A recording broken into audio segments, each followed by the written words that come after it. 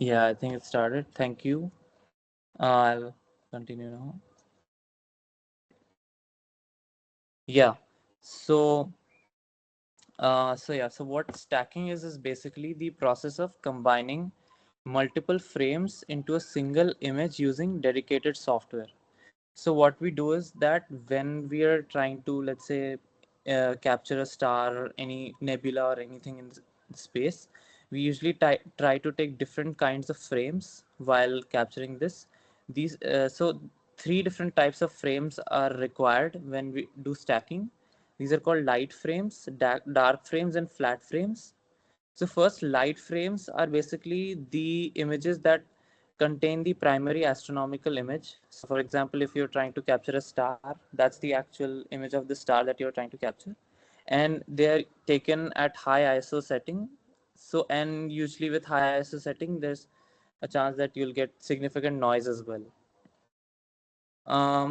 So what you do is, besides this, you take dark frames where you basically close the lens cap or you cover it or something, and then you try to capture the sensor noise profile. So every sensor has like a lot of pixels that try to let the light follow them and then measure how much light was falling on them and then give an output. So even these sensors can have noise, and this dark frame helps to capture that, to find that out when we try to close the lens cap and just see how much noise there is from the sensors. So that's what dark frames are for. And then we use flat frames that we take against a white background to basically correct any vignetting or dust issues that like might appear. Like if there's dust on the sensor, that you might have like varying brightness values depending on the pixel. So we use flat frames to correct that. um, and basically the main goal of stacking is to improve the SNR. So SNR stands for signal to noise ratio. So you want to minimize the noise and maximize the SNR. And uh, a general rule of thumb is that uh, SNR basically depends on the square root of number of frames you use. So if you use more frames, then you will have better SNR, and basically you'll have less noise and a more clearer image. So it's better to use more frames. And another thing is that uh, while it's better to have while let's say you try to capture a star or something, it's better to have higher exposure time so that you can capture even the tiny details well. But if you, let's say, start having exposures greater than 15 seconds and all, then it causes a problem, because you start seeing like trails of stars. Like because the stars are moving in the sky, you start seeing like their streaks in the sky, and that will ruin the image. So it's also important to have an exposure time that's not too high. Usually this issue comes when you're doing untracked astrophotography, which is basically when you're not exactly like following the object you're trying to capture. So tracked astrophotography is when you have a telescope set up and is constantly following the object that you're trying to capture. If you're doing tracked astrophotography, you don't need to worry too much about star trailing, and you can have higher exposure times too. But if you're doing untracked astrophotography, then there's a general rule that no fewer than 100 light frames should be taken. Right. So this is what stacking is. These three frames are very much needed for stacking. Um, so let's talk about what each of these three frames are in a bit of depth. So first, light frames. Before this, any doubts? Any doubts? You can raise your hand.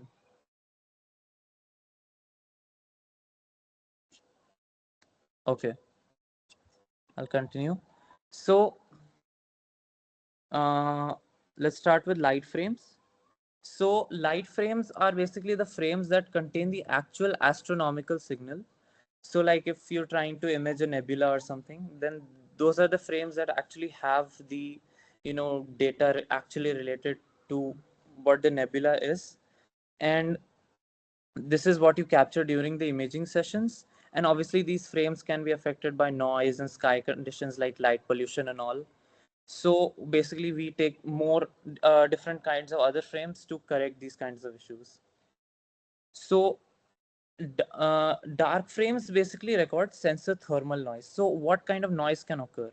First, there's an issue of hot pixels. So sometimes these pixels, there can be pixels in the sensors which are called hot pixels, which can, due to some different characteristics, be, by default, start giving a value of 1, like start, giving off, a value of brightness that they're receiving even if the lens cap is off. So these pixels are called hot pixels. And then they can also start giving off, intensity values if, let's say, due to any thermal effects or any electronic effects due to the electronics inside the telescope or the camera. So basically these kinds of effects can create noise as well, and we use dark frames to try to get rid of them. So what we do to get dark frames are that we take the lens, and then we try to cover it up, and then we take images just like we took the light frames. And then the last frames are the flat frames, where basically there are, let's say you have dust on your sensor, then it can affect the brightness of light coming at different pixels because the dust will definitely reduce it. So you need to find a way to correct that, inconsistency. So you use flat frames where you put the camera and the telescope against a really bright surface, and you basically cover it like with a white t-shirt or something. So it will only show you where there are, like, differences in brightness due to, vignetting effects and dust shadow effects and all. And then you can use flat frames to also improve the image uniformity and all. And so how you do stacking essentially is, once you get all of these three frames, you take the light frames with like the pixel values, and what you do is you create a master light frame.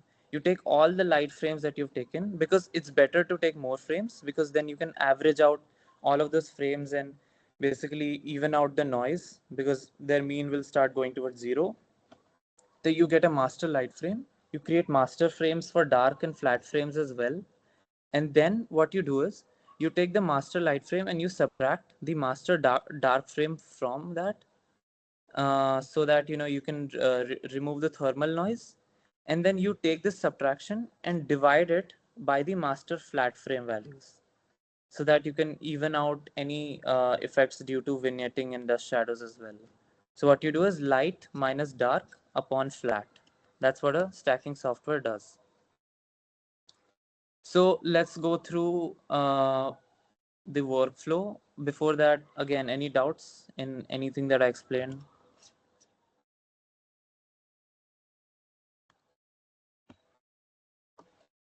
Yeah. Yeah. Yes.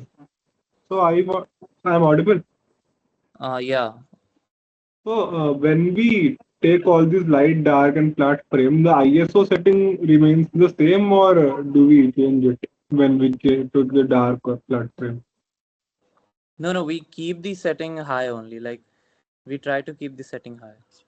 Like in general, all the settings, right? Yeah, yeah. Exposure and all. Huh. So, Yeah, Sanidhya. Hello. Yeah.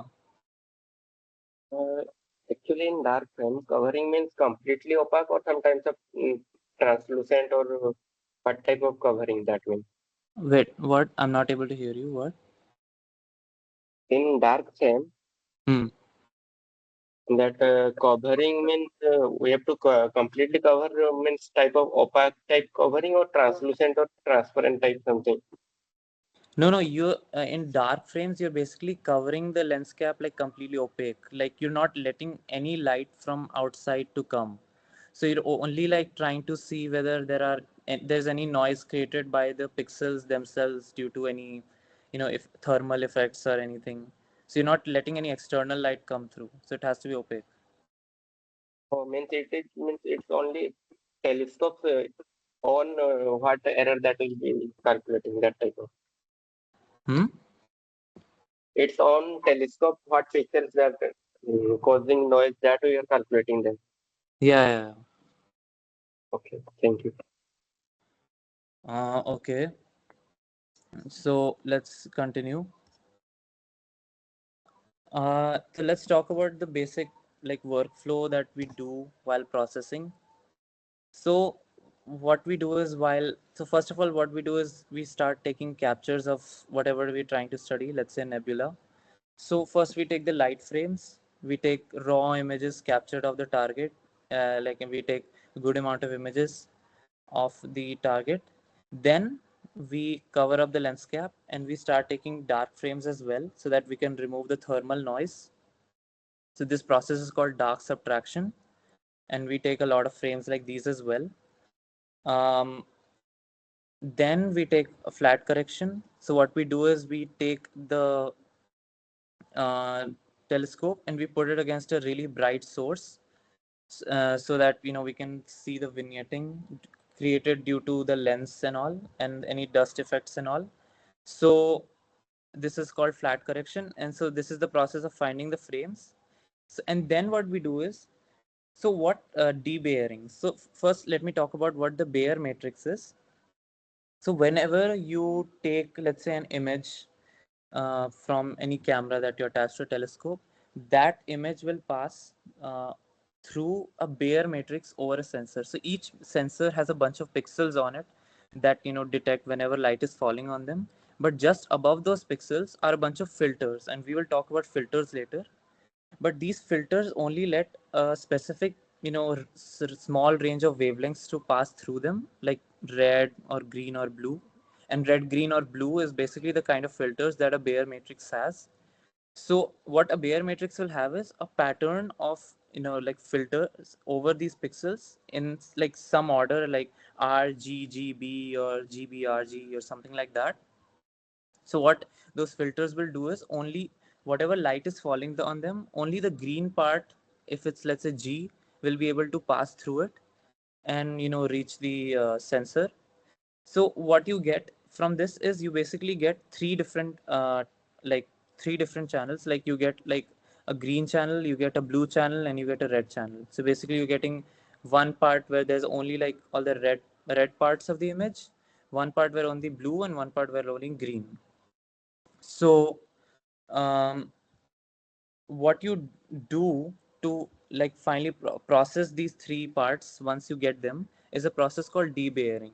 So what you do is, so once you finally receive, let's say, the red part of the image, where light passed through the red filters, and you got a grid of pixels where some of the pixels where they had a red filter over them have like light on them, and the rest are like nearly black. So you use a process called debayering to basically give values to the rest of the pixels as well, which had, let's say, green or blue filters over them, using an interpolation method, which I won't go like very deep into here. But you basically try to fill up like the rest of the squares in each of the different channels in a process called debayering, so that you can have less issues while processing the image. Because let's say you don't do debayering, then what will happen is, if a star that's really far away and you're trying to take an image of it falls on let's say a red filter, and then you get basically the red part of the star, and let's say that it moves a bit, and then let's say it's falling on a filter that's blue. So now you'll see, when you try to stack those images together, you'll see a frame where the star looks around red, and a frame where star looks blue, and that will cause like a very weird effect. So you use debayering to get rid of that, to give like a uniform look to the image you're trying to take. And once you do debayering, you basically try to align all the frames. So like whatever frames you've gotten, you try to align them so that all the stars and all the celestial bodies are like overlapping each other. So that's called alignment. And once that is done, you start work doing stacking on these calibrated frames. So once you've gotten these frames, you stack them. So in Cyril, what you do is you use scripts, as you might have seen in the previous session, um, that you use scripts to basically stack these images, um, where it will take the lights, darks, flats for you and create like a result file for you. So that's stacking, and then you start processing. So what you first do is you do background extraction. Let's say in the background there are any gradients in light. Let's say the background is not very even in terms of brightness, so you try to even it out using background extraction. Color calibration basically corrects like color values um, of different objects in the image, uh, according to like realistic standards. And then there is then you finally do the main step, which is stretching, where you tweak the light levels to make it clearer. So you slowly like start making it brighter and brighter, so that it looks more clear, and you can basically have all the important details while removing out any other details, any other noisy details and all. And then you finally go to editing softwares like GIMP, where you can adjust any colors you want, or any like brightness, contrast values that you want. And after that you get the final image, which is the end of processing. So this is basically the entire workflow in astrophotography. And so any doubts in this? Any doubts in like any part that I discussed? I can go through it again.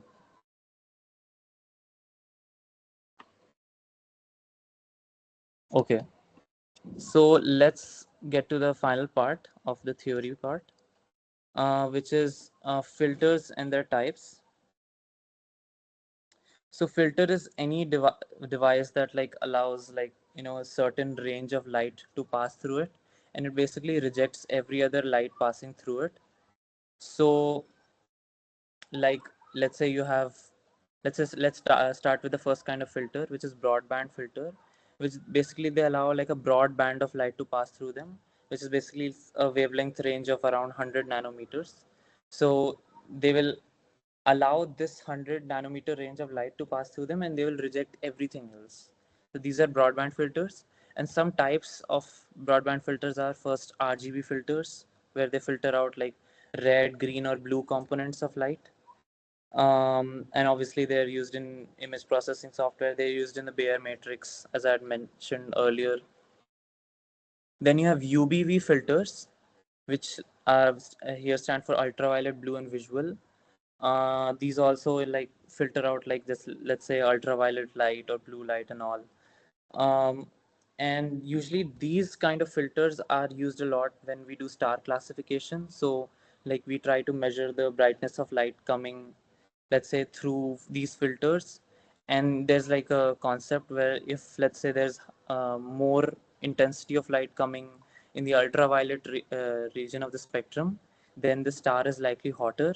And let's say if it's like there's higher intensity in like the infrared, towards infrared regions of light, then it's likely a colder star. So that's how we use it in star classification. Then there is also light pollution filters, which basically which basically help us capture the true color images of deep sky objects, but they also help us filter out like effects caused by light pollution and all. So they are also end up being effective if you want to get rid of light pollution.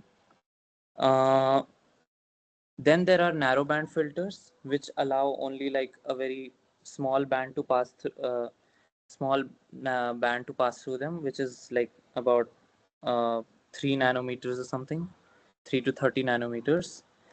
And they're basically used for imaging, let's say like nebulae and all. So basically nebulae might have like a lot of molecules which might be emitting different kinds of photons. So you can use you can use narrowband filters to filter these particular spectral lines or photons out, so you can detect and also like basically image these photons, right?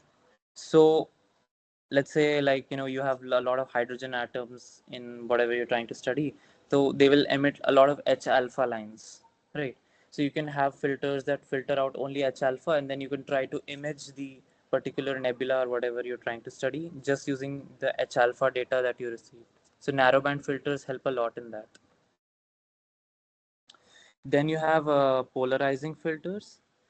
These filters help to reduce glare and all, and enhance contrast while observing like the moon and the planets and all. Uh, and then there are moon filters, which are specifically used to study the moon. Um, what they do is they reduce the intensity of all wavelengths of light equally, and they're also used to reduce glare and enhance the contrast. And then lastly, there are solar filters, which are used for safely observing the sun through a telescope. So like they will let like about like a very less amount of the incident light coming from the sun to pass through them so that your eyes are not damaged. And so solar filters end up being useful in observing the sun. So any doubts? We're done with the theory part. Hello. Yeah. That narrowband filters, I can't able to understand that. A narrow band. Yeah. Okay.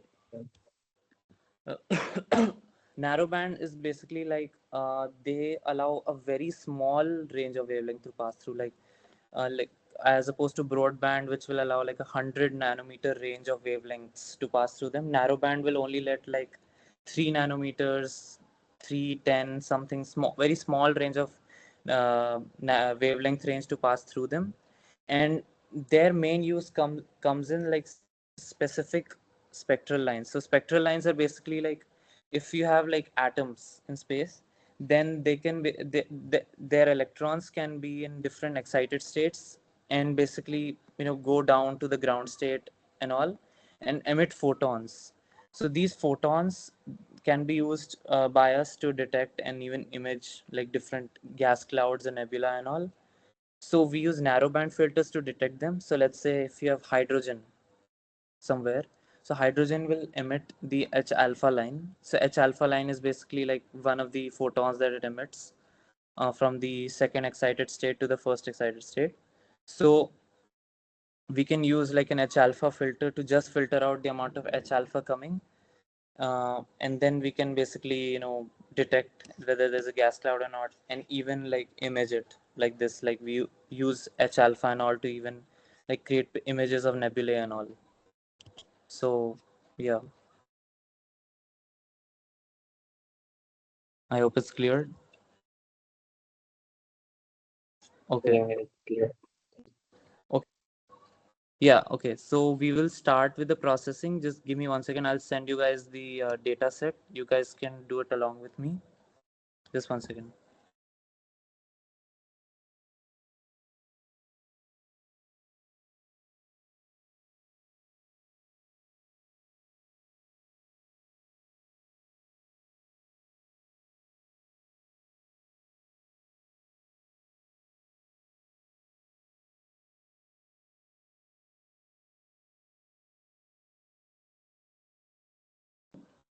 Okay, I've sent it on the group. Uh, in this, it's already stacked. So basically, you already have like the final fits file that you would get after stacking. So we will directly start with the stretching in this.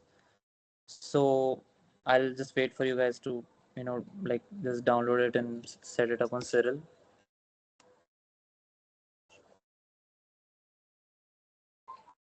Once you guys are done, just give like a thumbs up or something.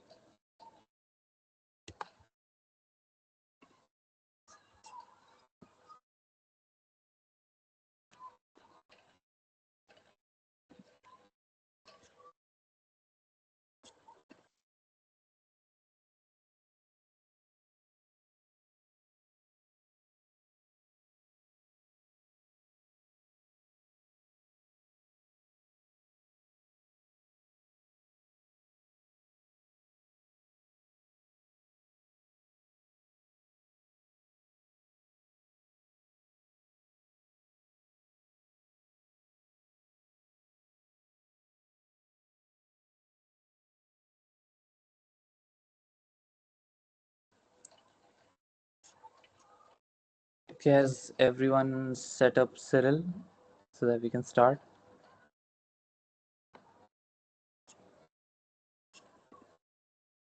So I'll start sharing the screen.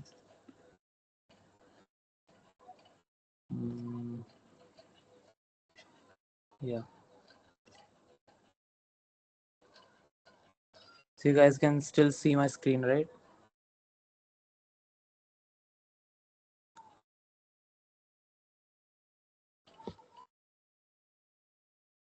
Anyone who can't see my screen, because sometimes it happens that like my screen is not visible.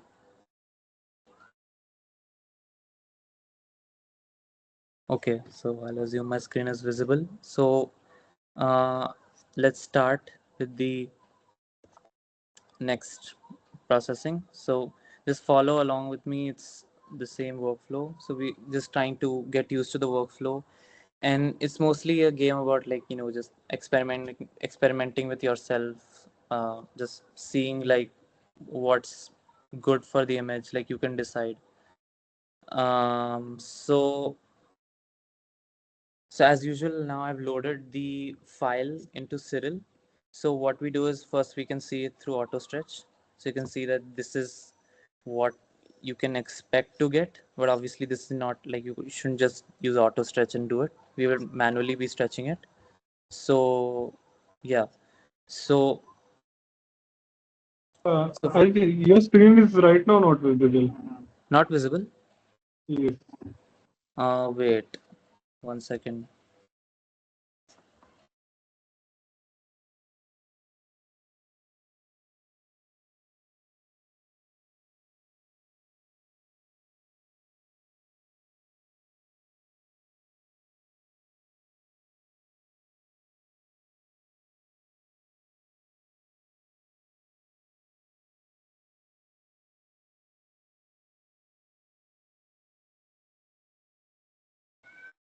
Is it visible now? Can you see Cyril and all? No. Oh wait. Wait. Wait, Like, what? but You for can't see it? me, it is See visible. it, so yeah, You guys can see it. yeah. Yeah, it's visual. Wait, Ujjwal, can you try like maybe leaving and joining again? Maybe it's a Right. glitch. Okay. I'll just wait. Till then, you guys can just see like you guys can also load it. You can see that if you auto stretch it, this is about what you can expect, but we will be manually stretching it. So wait, the hell.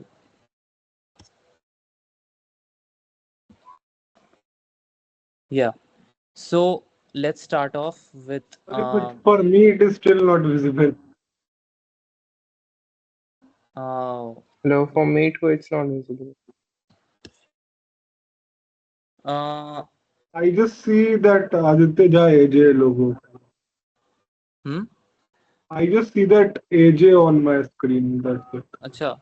Uh, I don't know. Like, maybe you can try logging it from some other device. Like, Right. because yeah, try once.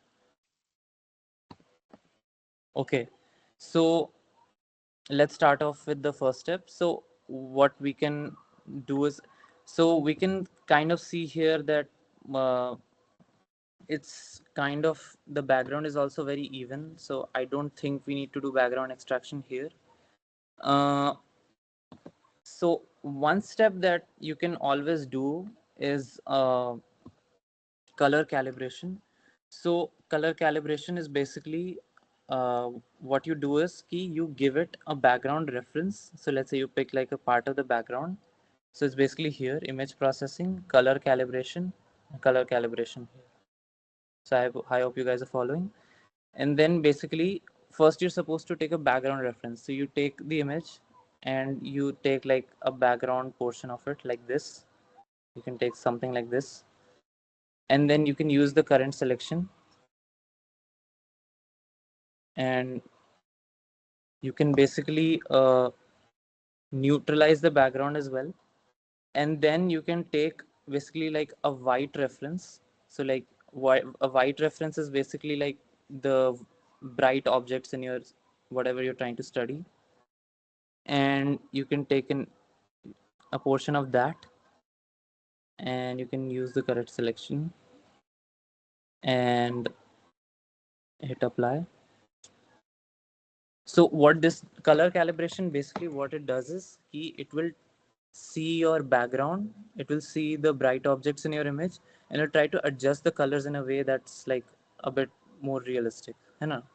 So that's what we did. We gave it a background, we gave it like a white reference, and then we made it do color calibration. And there's another feature that I would recommend you guys to do is remove green noise.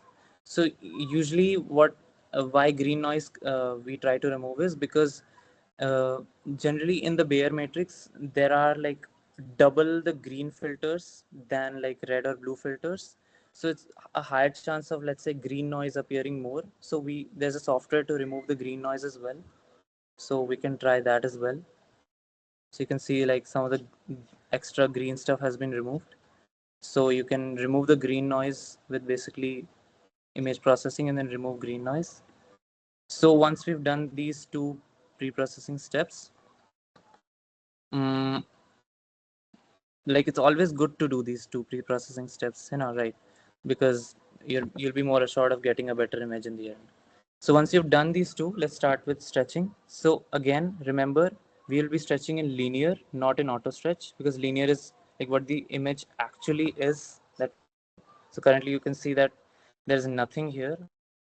Like obviously, like you won't receive much light. So we will be stretching it. So let's start again with generalized hyperbolic stretch transformations. So wait, what the hell? I hope you guys are following. Yeah. Any doubts till now in any step I did? Okay. So let's start stretching this. So what we will do right now is we will do a few stretches. We will do like a few additive stretches, like very small stretches to create like a final stretch. And then we will basically go to GIMP and edit it and adjust the colors in any way we want. Right. So let's start with doing the stretches. So you can start like first of all increasing the local stretch intensity, then adjusting the stretch factor uh, to basically some amount, like some small amount, so that you can start seeing like some of the details here, like some of the stars, some of the galaxies and all. Then you apply, then you can set the symmetry point and all as well. Then you can set the symmetry point here. It's entirely up to you. Like stretching is basically something that you can tinker around with, like there's no general rule like and all, but yes, obviously you should stretch in a way that makes your image looks realistic. So then again you can increase your local stretch intensity and then stretch your image, and don't remember not to stretch it too much like this. So just stretch it a bit, just a bit. You can tinker with other features as well here. Wait, why did it decrease? So you can do this, and then we can do another third stretch where we can stretch it a bit more. Again, don't stretch it too much. That's, yeah. So you can stretch it a bit.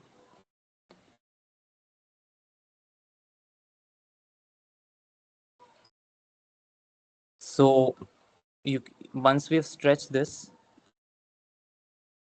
we can hit apply, and this is our final stretch for now. And then now that we've finally stretched our image, we can save it as a TIFF file. So you can save it as like a TIFF file so that we can start editing it in GIMP. So we can say m101.tiff and save.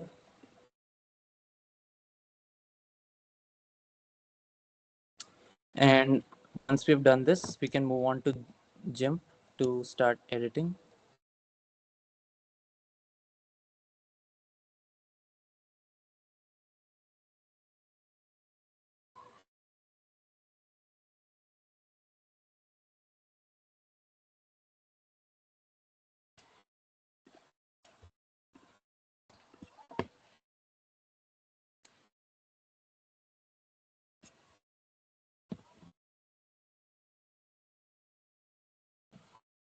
Okay, so here is our image on GIMP, and so we can basically start with using some of the features to adjust its colors and all.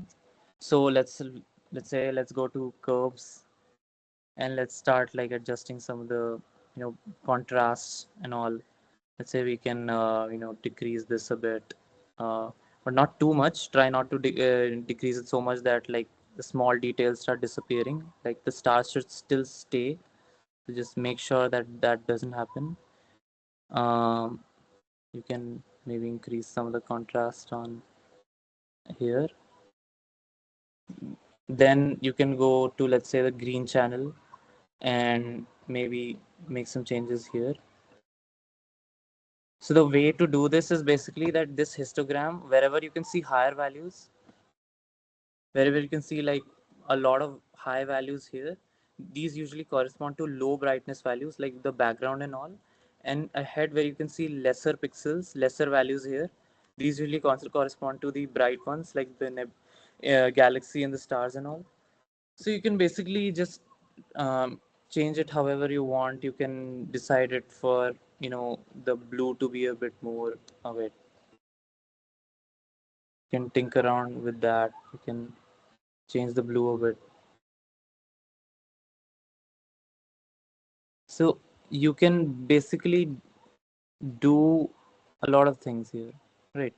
So you can change the blue, you can maybe adjust the red if you want. So you can do that and you'll get this image finally.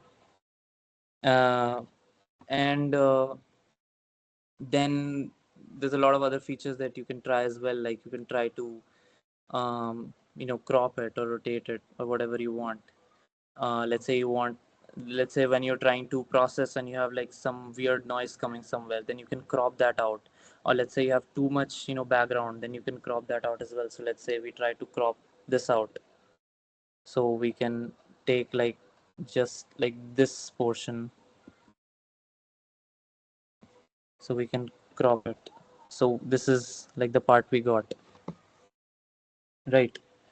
um then we can also try some other features, uh like hue saturation, hue chroma and all, to adjust the colors even more. Like it's entirely up to you. So any doubts still here?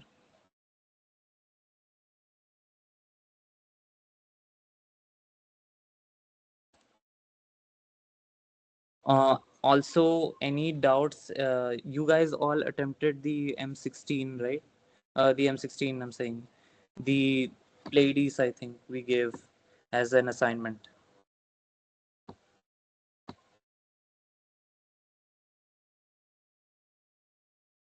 You guys attempted it, right? Like, do you guys have any doubts in that? I had a question when I was doing the curves thing. Um, like Udipta said that it should be like an S, but then my picture was looking better when I put more things.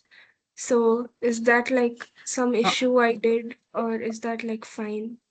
I mean, it doesn't have to look like an S. Like, yes, I mean, you can change your S curve. Like, it's called an S curve. You can change it in any way you want, so that your final image looks good. Like, let's say you did something different compared to Dipta in the start. So you get, let's say, something different in the end. So you can make different changes to get the same final image. Like, it's completely fine. Any Yeah. other doubts?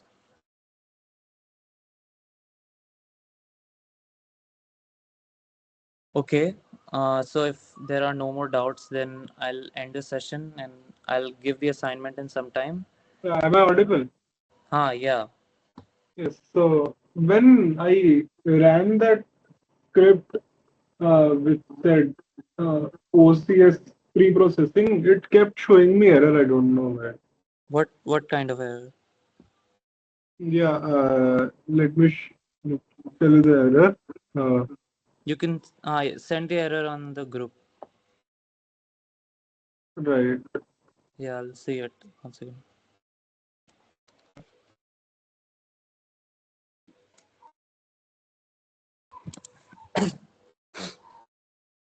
Yeah, I sent it.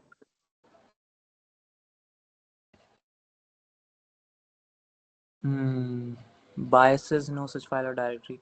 Oh, okay. So basically, if what you're running is you're running OSC preprocessing dot the script, right? Yes. See, the thing is the folder you got doesn't have biases in it. So biases are another type of frame that we didn't discuss today because they're a bit different and they're like not used that much. Like they can be used, but they're not used that much. So the folder you got didn't have biases in it, and usually when you try to run the script OSC preprocessing, it tries to find like even the biases folder and tries to stack it. So that's where the error came. So if you don't have biases,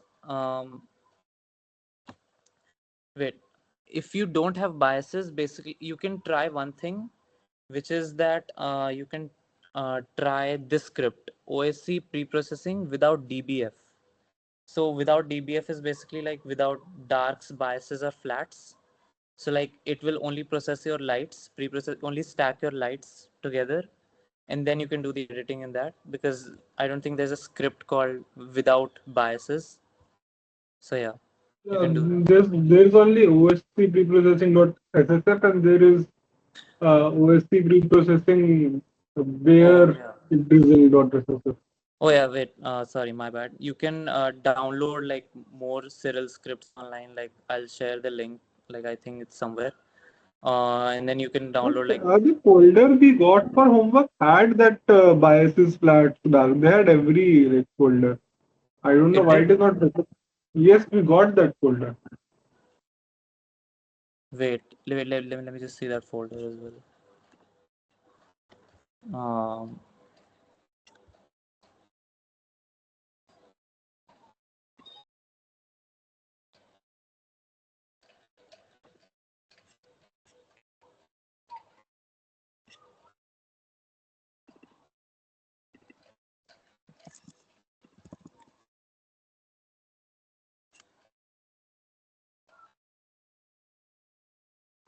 oh, yeah, it does have biases. Then Like biases. I made a master folder with all these four folders, Hmm. and I even checked all. It is the home directory is also the same, but I don't know. Still, it is not happening. I'm not sure why this is coming. Uh, Wait, I'll try to find an answer and tell you later. Yeah, I'll see what's the issue. Like if I share on the group my folder, would it be fine? Or can I share it with you? Yeah, okay. Did anyone else have this issue? Yeah, I faced this issue, but I solved it by doing that changing from home directory. I changed that directory to the master folder where that owner located. Then I solved that issue. Yeah, I tried the same, but it didn't happen. Acha, wait. Okay. Yeah, you send your directory. I'll see. Yeah, I sent it to I have all these they are zip files.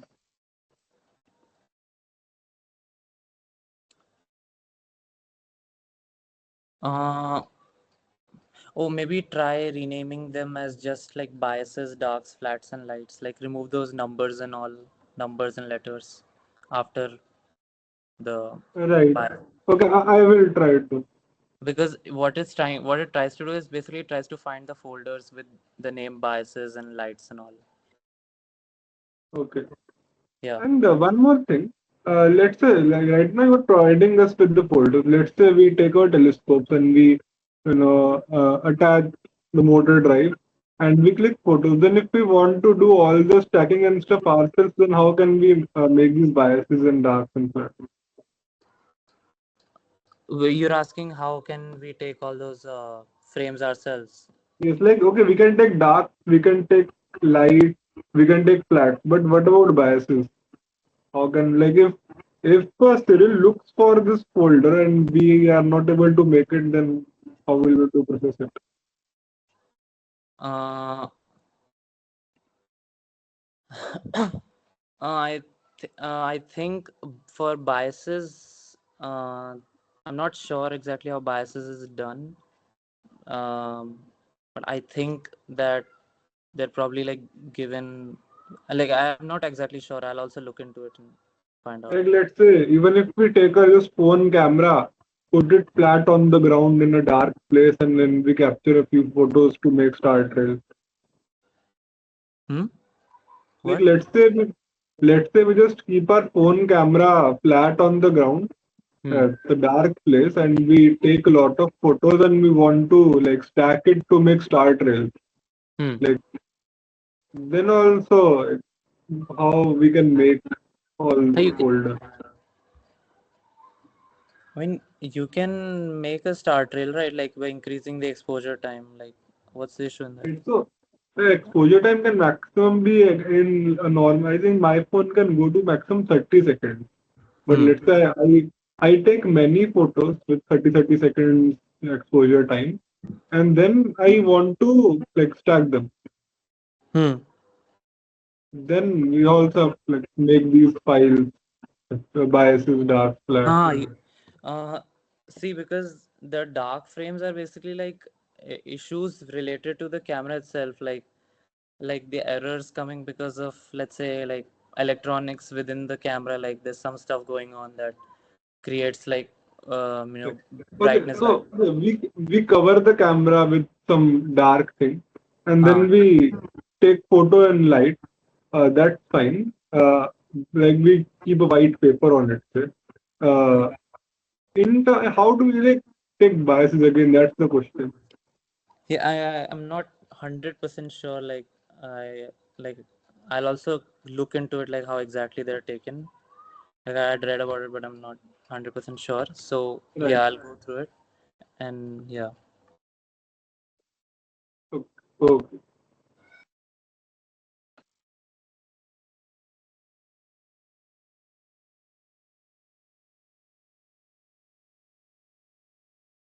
Okay, so if there are no more doubts, then yeah, I'll end the session here. Thank you guys for attending. And yeah. Oh yeah, Raghuvam. uh, can you like review the previous submissions or like suggest some improvements जो हमने submit किया था अभी? Uh okay, I'll go through all the submissions and I'll like uh maybe Maybe tell only the scope of improvements that like we don't have any point na just we can judge our photos. There was okay. one sample photo, but I guess it was taken like uski it was having some different settings in Mm-hmm. exposure time and all. So can you like can you like sample edit that photo in the next session? Edit what? Edit the Like the assignment that you gave, hmm. can you do the editing in like in this Google Team, Microsoft Sure, yeah, Teams, sure. just Yeah. to show how what you actually wanted from us? Mm-hmm. Yeah. Okay, thank you.